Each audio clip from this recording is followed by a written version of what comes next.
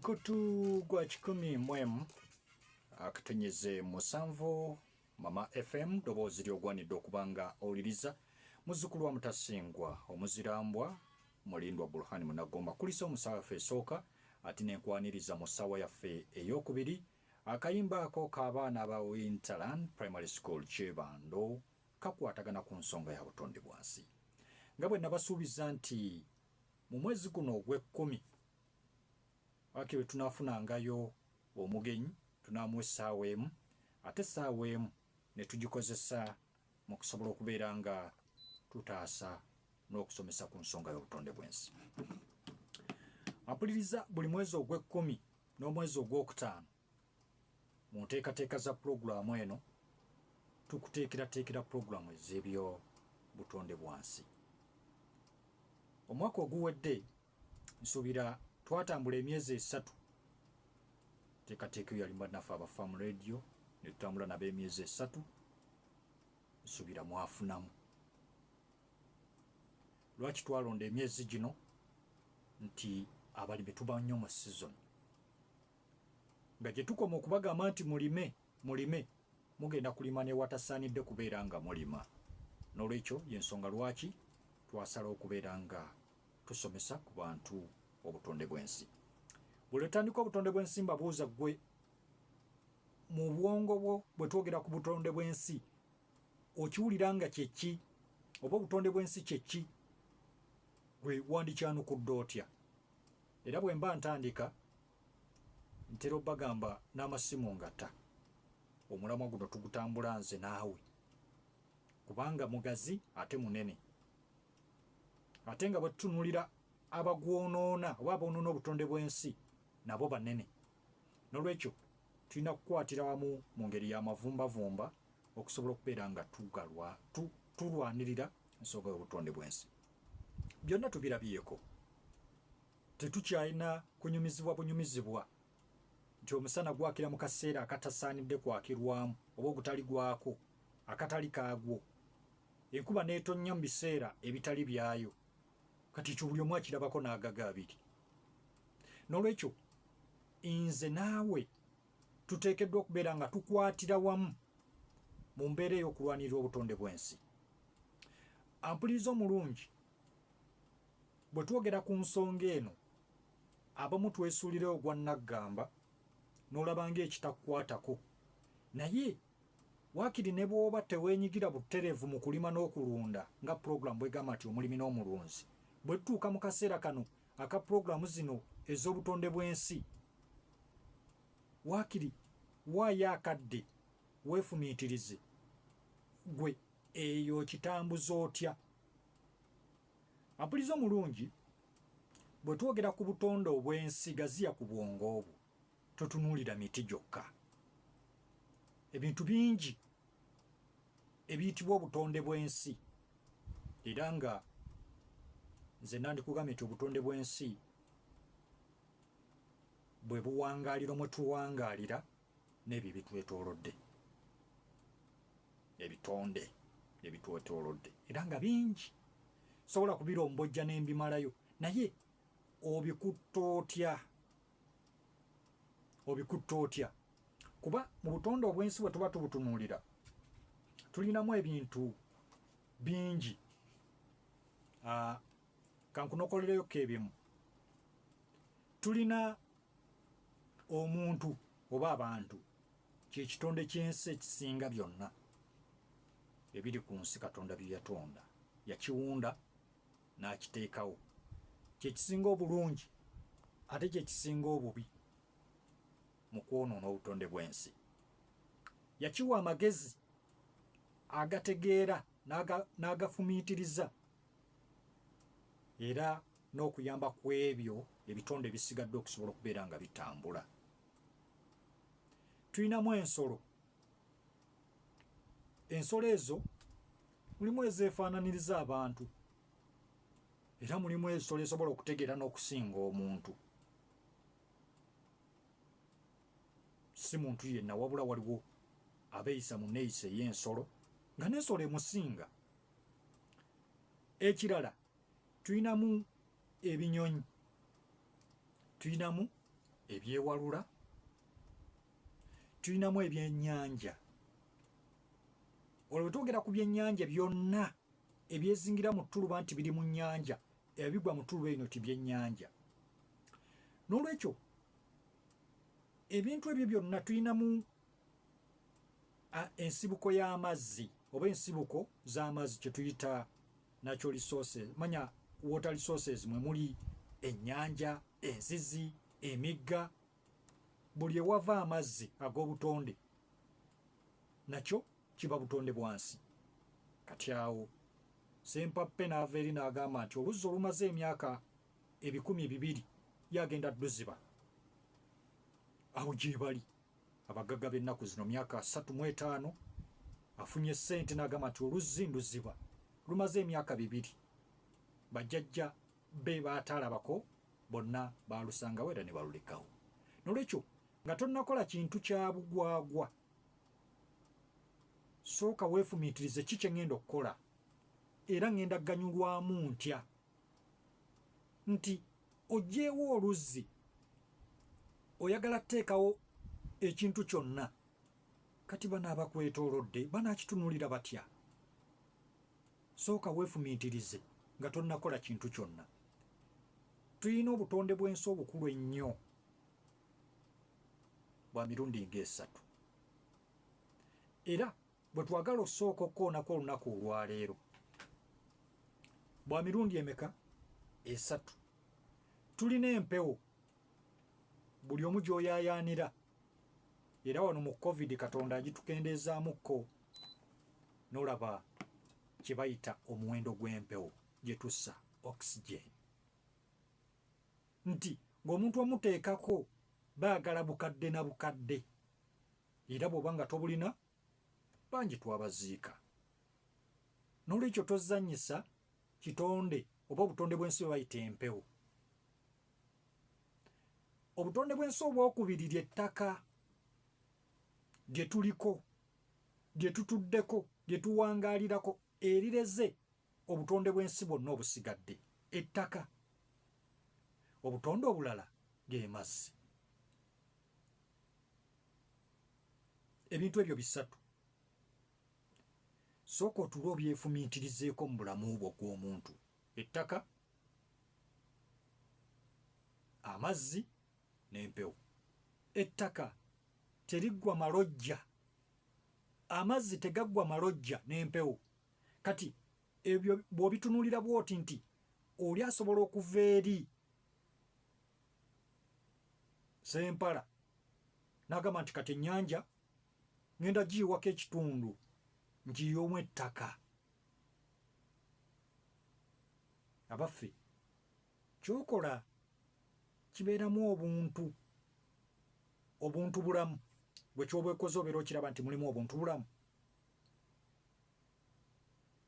N'olwekyo ebitonde ebyo 3, buli lwe twogera ku butonde bw'ensi, bannayuganda abasinga obungi, ennamba esinga obungi etuukira ku 2, naye waliwo ebitonde ebyo bye tubuusa amaaso. Kyokola tekyonoona mpewo ey'obulamu gye tussa. Bwe tuba tutadde amakolero, tusimbye emiti egimala oba tugitema butemi, kubanga amakolero gavaamu omukka. Omukka bwe gujjula obwengula gusaasaanira ensi, naye ki ekitaasa ku mukka ogwo okugumira? Gy'emiti n'ebibira. Kati oli bw'ava eri ng'agamba nti omuti guno ogumaze emyaka 10 nze ngulabamu ensawo z'amanda nga ziizo, era n'agutemawo n'ayokyamu amanda, naye agenda kubeera yakamala okusasulwa ssente ez'amanda, ate nga ssente zonna z'afunye zigenda mu kujjanjaba. Osobola okutema omuti nga mwe mbadde muwangaalira ebitonde bya Katonda ebisinga obungi ebikuliraanye, omuli emisota, omuli ebiwuka ebirala. Kati bw'ogutemawo, omusota ogubadde gusulamu genda sulawa? Gujja kujja gubojje mukyalawo, gubojje omwanawo oba ggwe, kubanga tegulina waakudda. tulwanira ebyaffe nogamba nti bino byaffe wano waffe. Kati n'ebintu ebyo ebitonde bisigadde nabyo obuwangaaliro bwabyo mu buwangaalira nabyo bimanyi okubeera nga byerwanako nga byo. Kati bw'oba otemyewo omuti ekinyonyi mwe kibadde kiwangaalidde emyaka, omusota mwe gubadde guwangaalidde emyaka we gusula, ng'ogutemyewo omuti osuubira kugenda kuddawa. Enkima tuzirumba mu bibira lwakuba tusomesa okulima. Ogamba nti bakusomesezza okulima kwogende okwata ejjambiya otemewo ekibira ekiwangaliramu ebitonde by'otamanyi na kumanya muwendo, kubanga aliwo ebitonde Katonda bye yatonda ng'ogenda kufa nga tobirabye nako, naye nga gyebiri era byeyagalira mu butonde bw'ensi oba mu buwangaaliro naawe buwangaaliramu. N'olwekyo nabyo tuteekeddwa okubitwala nga kikulu. Waliwo by'otalaba, waliwo by'otagenda kulabako, naye nga byo bitonde nabyo weebiri. Tandikira ddala mu busirikitu obutono ennyo, twogedde ku kitonde ettaka. Waliyo ebiwangaalirayo nga tosobola biraba, obuwuka obutono ennyo obuyamba okubeera ng'ettaka eryo ddamu. Omulimi ye bw'ava eri n'agamba nti batusomesezza obulimi n'obulunzi, kankwate ebbomba ngenda kufuuyira ttaka. Obwennyini bw'atandikirako okutta abusse, bwe tuva nga tukaaba ettaka likaddiye, ettaka likoze litya? Gwe kennyini gwakutta ebbomba n'ofuuyira n'otta obuwuka obulimu, obuyamba ettaka okubeera ng'ettaka eryo ddamu. Bw'omala okubutta n'ogamba nti owaayi ettaka likaddiye era kankwate ekigimusa nteeke mu ttaka, kandiikirize ettaka, era togenda kukwata bigimusa bya butonde, ogenda kuleeta ebikolerere obiteeke mu ttaka. Wagenda yita mbale wakabiteekamu era okwate ebbomba ogambe nti ate waliwo ekiwuka ekizze nakyo ngenda kifuuyira nkitte. Bw'okitta kitegeeza era ettaka osse n'obuwuka obw'omugaso. Kati manya nti wottidde akawuka kano akakyamu akazze, olwo akawuka kali ak'omugaso kagenda sigalawa, nako kagenda kufa. Bwe kafa ogenda kuddayo ogule ekigimusa, kitegeeza omulimi ogenda tutambulira mu mbeera eyo. N'olwekyo twekuba emitima gyaffe twezze bwejja oba tudde bujja mu mbeera gye tukolamu emirimu gyaffe, bwe tunaaba nga tunaafuna obulungi mu nsi tugiteeketeeke, kubanga kati ffe tulinga abatagiteeseteese kusikirwa. Ffe tulinga abakola nti enkomerero etuuka enkya, ffe abakomekkereza ensi. Naye abatusooka baali bagezi, baateekateeka ne bateekateeka generation ezinaabasikira. Kyova olaba abasajja baabeeranga n'ettaka n'alikuuma n'agamba nti lino ly'abaana bange, n'abaana ne balisanga ne bagamba lino ly'abaana bange. Kitegeeza bazzukulu booli. Kati bazzukulu booli ate be bafuuse ekirala. Nagamba nti kati wano ndabawo ssente, tekikyagasa. Ennima embi y'emu ku ebyo ebitattanya obutonde bw'ensi. N'olwekyo tutereeze ekitonde ekiyitibwa ettaka. Katonda mwe yakusika buli kimu mu ttaka omwo. Kyova olaba naawe bw'ofa tugamba katukuzzeeyo eyo, yamanyi sayansi gwe yateekamu mu ttaka omwo, kubanga era tugamba nja bajjamu omulundi omulala, naye tetumanyi. Naye katukutereka eyo, ne tuteeka eyo myaka na myaka lwali yagala okujjayo. Kati oli ozannyirako ettaka n'oyonoona, n'okola ky'oyagala, n'olisimoggola, n'olireka nga bwe liri. Kubanga bwe tukoona ku kitonde ettaka, togenda dditunula likusanyusa ebusanyusa olituneko osanyuke, nedda. Olina oddikozesa amagezi Katonda ge yakuwa g'omuntu, g'olina okukozesa obwongo bwo n'ogamba nti kati mu ttaka muno mulimu kye yakusikamu.